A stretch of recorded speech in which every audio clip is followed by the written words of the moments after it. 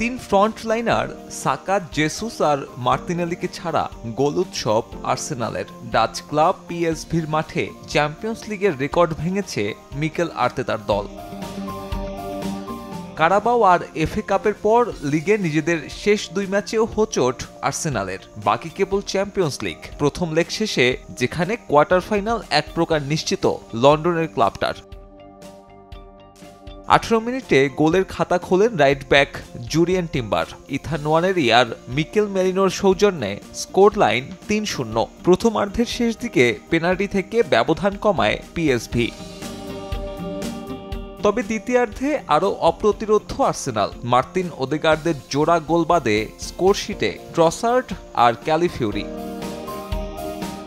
ততক্ষণে রেকর্ডের পাতায় গানার্স। চ্যাম্পিয়ন্স লিগ ইতিহাসের নকআউট পর্বে প্রতিপক্ষের মাঠে এত গোল করার নজির নেই অন্য কারো। পিএসভির জন্যেও এমন হার লজ্জার। নিজেদের মাঠে এর আগে কখনোই 7 গোল হজম করেনি ডাচ ক্লাবটা।